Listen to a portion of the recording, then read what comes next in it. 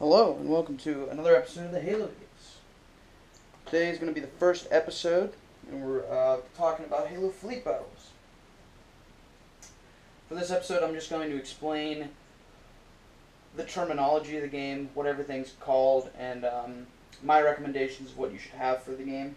So we're just going to take the assumption that you just grabbed this game, either the Instant Edition or the Fall of Reach Edition, and you don't want to read this core book because, frankly, it's horrible to read anyways. So I'm going to explain to you how to play the game with these videos. First, I'm going to recommend that you get a pair of scissors, a good pair of scissors, because cutting all these ships out of the pegs is a way more reasonable thing to do than try and snapping them, because some of the ship parts will break and you still have to build them, glue them together. For glue, I suggest a simple kind of modeling glue. I use testers. It's cheap, it works, they go together. If you're going to want to paint the ships, I'm not really much of a painter, so I'd suggest checking out Bitsbox's channel. They do some good painting videos on these ships. For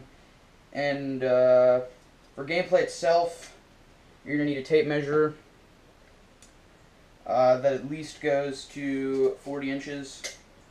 If you don't have a tape measure, I guess you could use a large, like a yardstick, but that would just, I don't feel like a yardstick would be really fun to play with compared to a tape measure. And lastly, one of my personal items, I use this Army Painter laser line. It's really useful when lining up shots. So if you play any type of war games, you might have one of these, but if you don't, you can pick it up. It's only 20 bucks, and it's really useful in the game.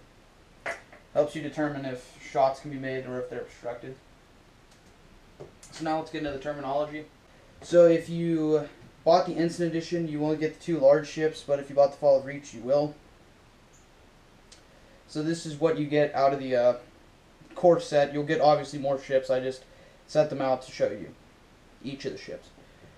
With your cards, you get two formations for each of the types of ships. And that's about it for the cards. They also show you boarding craft and stuff, but we'll get into that a little bit later. Right now we're just going to talk about the ships themselves. Each ship is either categorized as small, medium, or large. There's also massive ships if you want to buy one of those. Same with the Covenant side. Each ship is called specifically an element. So this is an element, this is an element, and this is an element.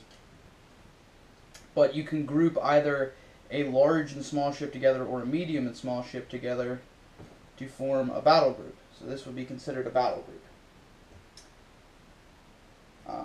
Or this would be considered a battle group. Let me get this out here. There's rules with battle groups, but basically for every large or medium ship you have in it, you have to have one small ship. So technically I could have two of these and two of these, or one of these and four of these. It's just all in preference. Now we can move on to the tokens. For the UNSC you get one bomber, same with the Covenant. For the UNSC you get two interceptors, you only get one for the Covenant. Basically the Saber is just a better interceptor than the broadsword. Like the broadsword and Seraph are equal, but the Saber is in a class of its own. Then you get two boarding craft, either a Pelican or a T-28. And then the UNSC gets a Spartan, and the Covenant can have up to 4 Zealots. They each have their specific names, so these are boarding craft, and each of these are flights. But when you stack them together, of at least have 2 of them, it's called a wing. So this is now a wing. But separately, they're just flights.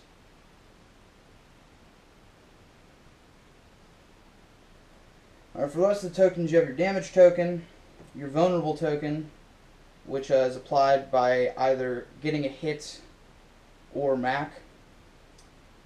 It just lowers your opponent's defense, basically. A countdown token. This is if your ship has been breached and the fight is happening inside the ship and the enemy is doing really well, you'll start to get countdown tokens. Once you reach ship 6 of them, your ship explodes. And an activation token. Basically, you place the activation token after you've made one of your groups move, because you'll tend to have more than one battle group. You get 2d6. D6 are used in boarding phases and in determining initiative, who goes first. And you get these die, which are known as halo die. You're going to get 20 of them. On each halo die, there's one of these, two of these, two of these, and one of these. Basically how it works, this is called a failure. This is called a miss. This is called a success, and this is called an exploding success. In a standard roll, for every exploding success you roll, you get to re-roll a miss. But that's just in a standard roll. We'll get to rolls later in the game. And lastly, well, second to lastly, we're going to be talking about the two commanders. With the core set, you get Michael Stanforth and Rio Beratomi. They each have their own little abilities, and they're each 100 points.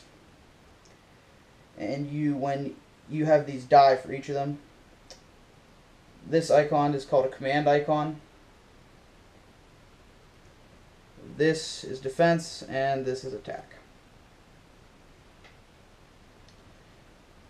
So basically, at the beginning of each turn, you roll these die, and then you roll these die to determine initiative and what orders your commander will be able to give your fleet throughout the entire turn. That's just a basic rundown. We'll get into more of that in the next video. Lastly,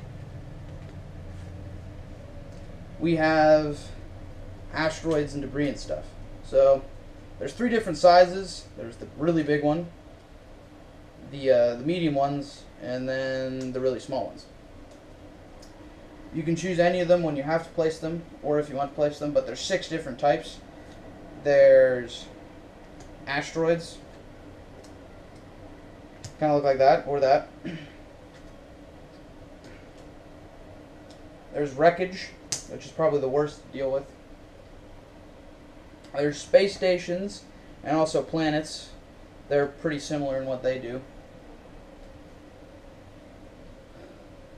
There's debris clouds, and lastly, there's nebulas.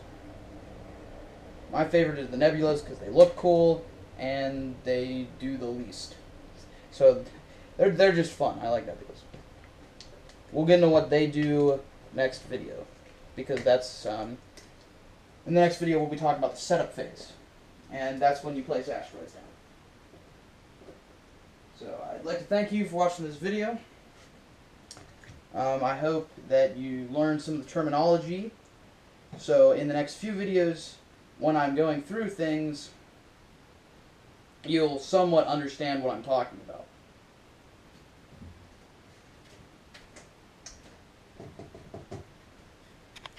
Thanks for watching.